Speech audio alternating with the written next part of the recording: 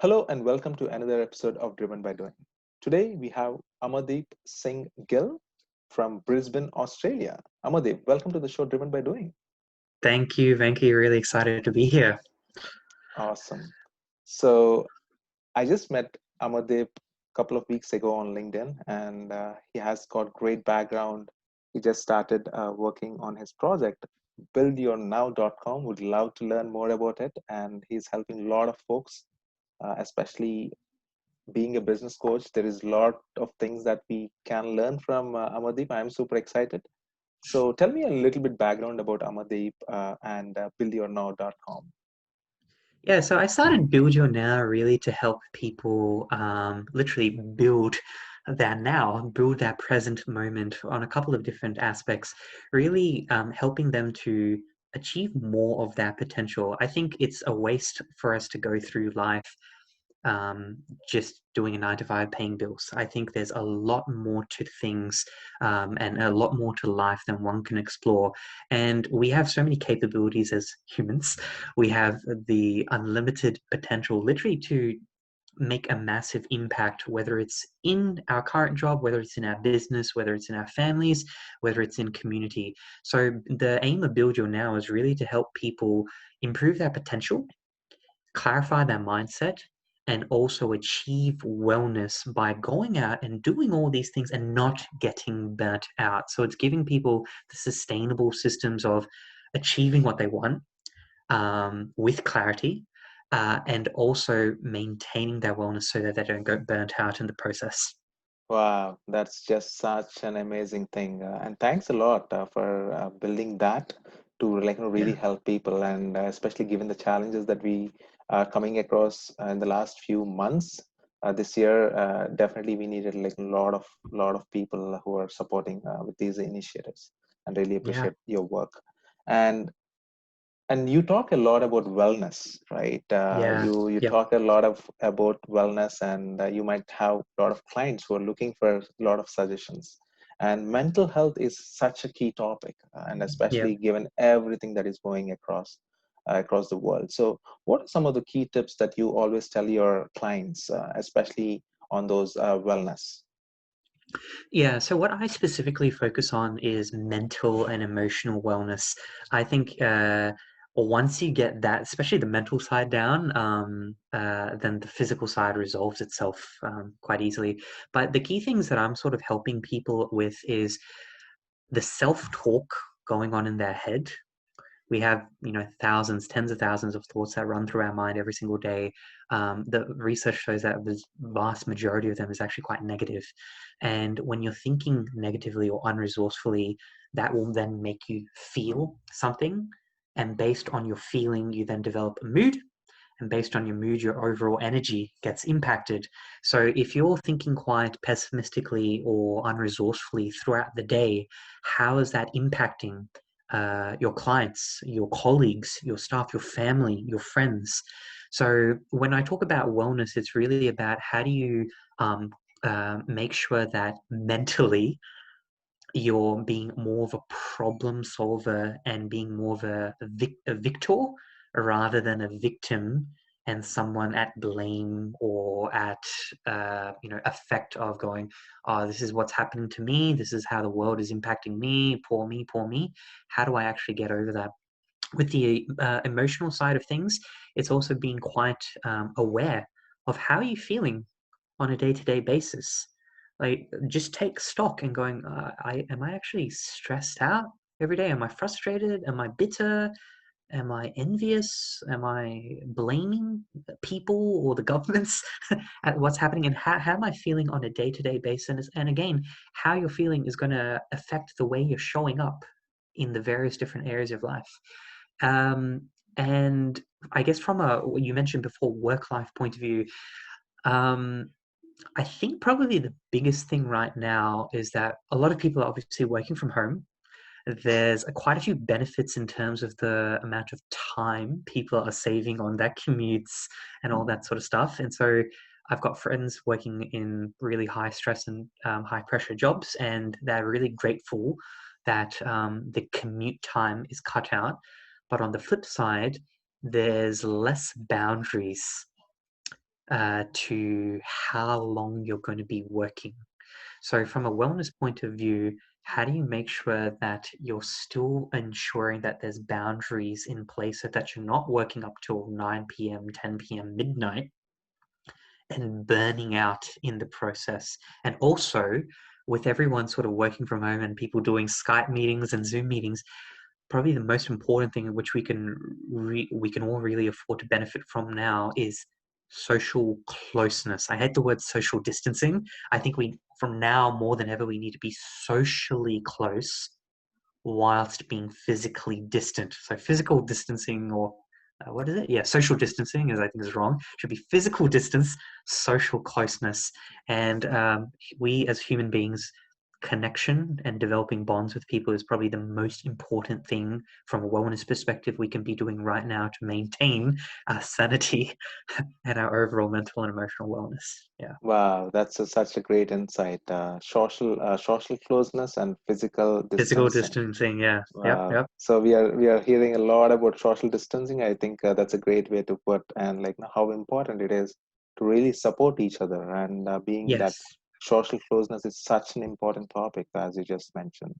yep, And you just mentioned about the burnout, and especially everybody working from home, connecting on Zoom and all yep, those different tools. How can we get great results without even having to sacrifice our wellness? Because you talked about setting mm, those boundaries, right? What yeah. are those key tips that people can take to make sure that they're within those boundaries every day Yeah, to make sure that they are not getting burned out? yeah. Um, Two responses really. First one is set the boundary or set a deadline. Um, when you don't have a deadline, then the time fills up to take as much time as the task fills up to take as much time as what's needed. But if you go, "Oh, I need to get this thing done by 3 p.m." Now there's finite time, and you'll start to think more creatively, going, what do I actually need to get done for this thing to be delivered by 3 p.m.? So setting a boundary or a deadline, I think, is the key thing, and then adhering to it. Otherwise, it's very easy to go, oh, I'll do that later, I'll do it later, I'll do it later. And by 10 p.m., you're like, oh, I still got stuff to do. And it just keeps on going and going and going, right? So having a strict boundary for yourself is great. It'll also train others in your organization to start respecting when they can actually ask you to do various things by setting the deadline, going, hey, I'm going to be logging off at 5 p.m. I'm going to have XYZ done for you, and I'll pick up everything else tomorrow. It just helps to train your colleagues on knowing how to respect your boundaries. Honestly, majority of stuff isn't urgent, right? Mm. Things don't need to get done by, in the next 5 minutes, right? So unless you're, saving a person's life, a majority of things don't need to be done urgently. So I think just setting a boundary is key. And the second thing, honestly, that that I use, and then I also get my clients to use as well, is just getting into a frame of mind where you start becoming a lot more outcome driven. It links to the boundary concept where you just think about what what do I actually need to get done? If you're a lawyer and you're working on a document or you're working on a contract, what actually needs to get done? And I think this is where you can actually use the Pareto principle. Uh, what are the, what can get me 80% of the way? The other 20% is maybe minute details that I don't really care about. So what are the 20% of things that I need to do that provide me 80% of the benefit? That's probably the better way to think about it. So when you're thinking about your work tasks, there are probably only like 20% of things that are really, really, really, really important. What are those things? Define that clearly. You can use SMART goals. What specifically do you need to get done? How do you measure that? Is it achievable to get it done within that specific time frame? Is it realistic also to get it done? And is there a time bound component that you can get those outcomes delivered by? So that's probably what I would urge people to do, especially in a time where work life work and life have actually been intermingled because everyone's working from home. So they've brought that work effectively to home. How do you make sure that you're still doing your work within those certain boundaries? Being outcome driven, I think, is the key thing. What do I actually need to get done to provide the majority of benefits to my bosses or within my business? And how can I just focus on those things? Put it on a piece of paper. Literally just put it on a to-do list or one pager and just cross it off going, if I get X, Y, Z done, those are the big wins. And that keeps my bosses happy. That keeps my clients happy. That keeps my business running. I think that's all you really need to do. Wow, such a great insight, Amardeep, because it sounds silly, sounds like very simple, but getting that 20% and prioritizing those things is Yes. very, very key. And that's an 80-20 rule, right? That we all Correct. talk Correct. about. Yep. And Yep. when it comes to applying it, that's when people try to start it, and over a period of time, until unless you really do it every single day, again we might Yep. lose track of it, right? Yep. So I think Absolutely. such a key insight that everybody should follow. And I think having a to-do list and prioritizing that 20% of the items that gives you the maximum benefit or the maximum output. And as you rightly mentioned, that a lot of times we try to focus on things that we might not even have to sometimes, which Yep. might take out a lot of energy. So Correct. goal Correct. setting is such a key thing, and setting that 80-20 rule and prioritizing is such a very key insight. Thanks for sharing that. Yep.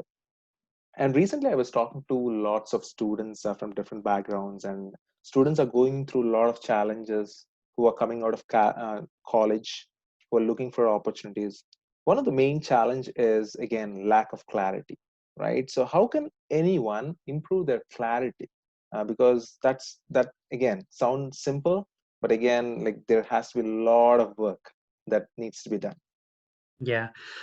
Mate, very good question. I just Yeah. had someone ask me this recently as well. The way I approach this particular topic is I use a tool called the Wheel of Life. You can easily Google it. I think Paul Mayers created it in 1980s, so the Wheel of Life, and it sort of talks about there's all these different segments to life.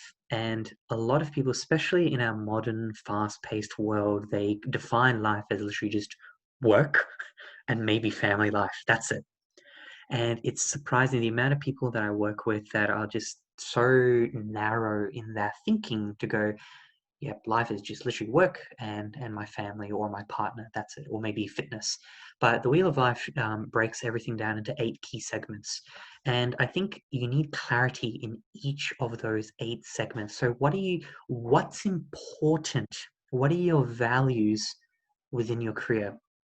What are your values within your business? What are your values within relationships? What are your values within um, health and fitness and fun and recreation and personal growth? What are the things that are actually important to you? This is going to be in this is going to be unique for every single person. There's no right answer. What's important for me might not be that important for you. So within, I think both from a career perspective and a business perspective, I think both for us, innovation Yeah. and impact is something that's important to both of us, right? Within personal growth, there might be different things. You may value, I don't know, um, self-development. I may value, uh, something else.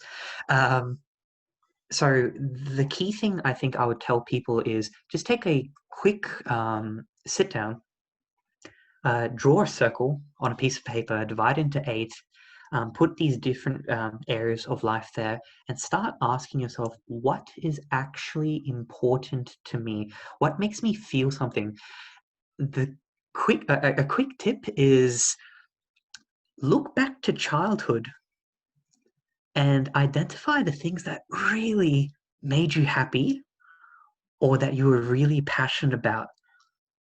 Mostly, you'll find that those things you may have actually discarded them or you may have hidden or buried them underneath the weight of adult expectations and societal and parental, expectations and all that sort of stuff. But from my perspective and just my experience, the people that I work with have uncovered and uncovered those things that they used to be really passionate about that somehow got lost along the way, and they've started to introduce more of those things back into their life. So identify what your values are, and they're like essentially your North Star, your guiding principles. So for example, within business or within your career, if you really value problem solving, then the question you need to ask yourself is, what type of career can give me ample moments of feeling like I'm a problem solver? Or how can I engineer activities into my life to make me feel more like a problem solver and to give me those problem solving activities? So if your work doesn't give it to you right now, then go, okay, what outside of work can I do? What sort of vehicles and activities can I introduce on a daily or a bi-weekly or a weekly or a monthly basis to give me that hit of problem solving or creativity or curiosity or self-awareness, personal development, etc., etc. What are your values, and how do you engineer activities, whether it's in your career or outside of it, to give you those daily doses? Wow. Again, like now I'm learning a lot just from interviewing you, Amardeep. Like now, because these are very key insights. Because like now, just setting those rules. Because I recently completed my MBA, and one of the classes that I have to take is leadership, right? And the book we have to read is where we have to set our own maxims, right? Yeah, So where I have to set my own personal maxims, I have to set my correct. own team maxims, and then my organizational maxims. So one of the Yeah, maxims that I put for myself, like again, as you mentioned, it might be different for everybody, and there is no right or wrong answer. One of the key insight, or like the personal maxim that I put for myself is, don't underestimate anyone, right? So that's yeah, one thing, brilliant. because we are human beings, and sometimes we have these external biases, like sometimes we don't know about it, right? So that's one maxim, like every time I look at someone, or hey, don't underestimate this person, Mm. right? So It's like sometimes Oh, sorry. I was just gonna say it's like, yeah, it's a personal values list. Obviously, within leadership, you'll have your leadership values and your leadership styles, right? I think what you're talking about, I would probably put maybe two values there. It would be respect and mm, openness, mm, and maybe even transparency, right? So those are things that are going to, by you living your values, it's going to show up in the way that you interact with people, and people are either going to love it, and they're going to want to follow you even more, which is great, right? So I think, again, from a leadership perspective, which is what you're talking about, you have an understanding of your values, and this is going to define your character and your leadership identity, your leadership style, and people are going to resonate with it or they're not. Doesn't really matter. Um, not everyone is going to resonate with every single thing. That's okay. You just need to find the type of people that resonate with what you want. And then how do you also instill that within everyone else? So how do you get them to bring out their values and literally bring out that potential in doing so?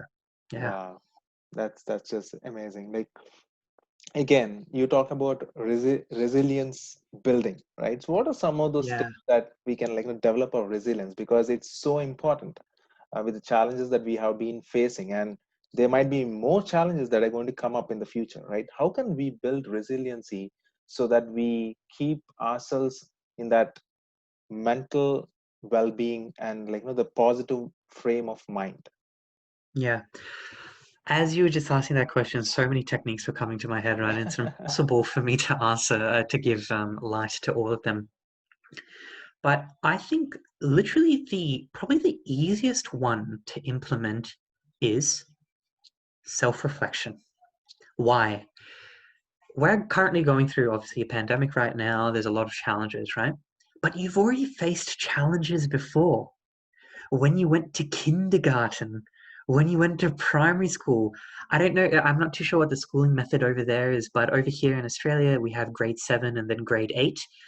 Usually, grade 7 is the end of primary school, and grade 8 is where you go into high school, middle school, whatever it's called, depending on which country you live in.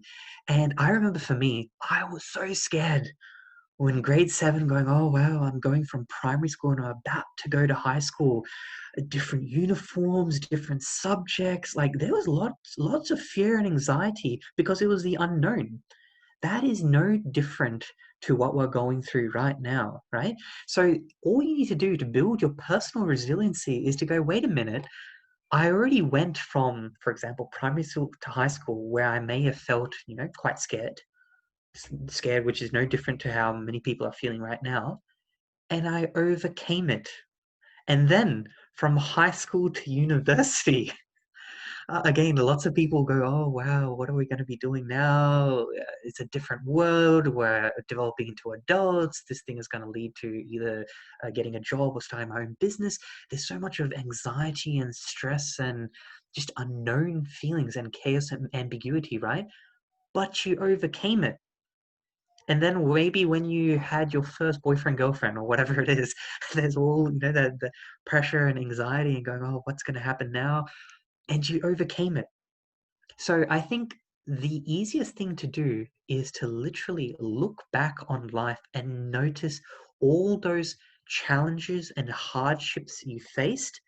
Notice that you overcame them, and with that awareness that you already have overcome it not only once, but probably thousands of times before, develop that confidence. Go, hey, I've already done this once. What's the difference now? Stand in your own confidence and just approach the next situation going, I've done this before. I'll do it again. That's just one very quick tip, right? One very quick tip. Maybe another one just just to provide a little bit more value in terms of overcoming to become more resilient. Number one, what is resilience to you? Who's a role model that you look up to that you think is a very resilient person? And analyze the hell out of them. What makes them resilient? Is it the way that they're showing up in their body language? Is it their demeanor, their mood? Are they calm? Are they confident? Do they seem quite courageous? Or are they composed even though that they've got some sort of challenge facing them? So what's their body language? How are they showing up, I guess, from a mental perspective? How are they showing from an emotional perspective? What are the words that they're using? What are the actions that they're doing? Just look at your role models and go, who's someone that I think is really resilient? And how can I model them? So number one, by understanding what makes them resilient, or honestly, just your best guess, it'll show you that you recognize those capabilities. And then the next step is you going, where am I on that scale? And don't be hard on yourself. Don't judge yourself too hard. It's okay. They may be a 9 out of 10. You may be a 4 out of 10. But if you're a 4 out of 10 and they're a 9 out of 10, you notice unconsciously there's some sort of difference. You may be thinking, they do that. Do I do that? Maybe not. So then you just need to come up with a quick action plan to improve various elements of either your mental, your emotional strength, the words that you're using, the way that you're thinking, the way that you're showing up, or potentially the difference in the quality of your approach. So they may approach the situation very well, and maybe right now you might not be doing it as well. That's okay. Notice that and go, okay, this is actually what I'm doing, and this is what I could do just a little bit better. And that's how you start literally becoming that type of person in terms of the qualities they exude. Yeah, I Wow, hope that helps. Sorry. absolutely amazing stuff, Amardeep. And in fact, I was just curious. Like you got a bachelor's degree in business, and now you become a well-being a business coach for a lot of your clients. Like, how did you find your passion? I was very curious to know. Very good. So for me, coming back to that comment I made before, around looking at your like what you were interested in childhood. For me, in hindsight, I knew that I was very interested in personal development, personal growth, always wanting to be better than the current standard of myself. So I noticed that. I also noticed that I was a real big people person. I was always sort of the connector, the person that was sort of like connecting people and developing really big relationships with intimate and deep relationships with people. So I noticed those type of things, and obviously that's what a coach does, right? They develop amazing relationships with people to get them into a really safe space in order to develop more self-awareness and develop personally. So that was already something that I threw away for years based on cultural and societal expectations as to what jobs I need to Mm, get into and my path. And only in the last couple of years, specifically like 5 years ago, I started to notice those are my qualities and those are my strengths that I exuded back then. But how I actually became a coach was about 5, 6 years ago. I was working for a consulting company. I was very, very lucky to get admitted into a emerging leadership development program, and I didn't know what this program was going to be about. And because it had the word leadership in there and it was a consulting company, I thought it was going to be sort of like propaganda to develop me into, a corporate leader that's potentially devoid of the soul. Uh, so that's sort of what I thought. But then I started doing a little bit of an open mind, going, I don't know what this program is going to be about, and I'm just going to be here for the ride. Fortunately, there were these two amazing leadership coaches that joined, and they provided amazing insight into the world of coaching, into things like values, goal setting, modeling others, visualization, all that sort of stuff. So 5 years ago, I remember I walked out of that training thinking, I wish I could do unto others what these two amazing coaches have done for me. 5 years later, I'm doing that and I'm coaching and I'm helping people realize that potential, get more clarity, become the best version of themselves, and not burn out in the process. And if anything, be more well and have more energy to do the amazing things they're wanting to do, whether it's in business, whether it's in their career, whether it's in their personal life and family life. So that's sort of me in a nutshell. you are truly driven by doing, and I had such an amazing time talking to you. And thank you so much for being on the show. And where can people connect with you or find you, Amardeep, if they want to reach out to Yeah. you? They can easily reach out. They can have a look at my website called www.buildyournow.com. You can also find me on LinkedIn. I forget what my LinkedIn handle is, but I can send you some details for that. Yeah. So we are going to definitely have it in our description to connect with you on LinkedIn and other social as well. And thank you Yeah. so Thank you. much for being on the show. And really, I enjoyed thoroughly talking to you. And I wish you Been a all pleasure. the very best for your career coach. And keep in touch. Thank you so much. Thank you so much, Venki. Thank you.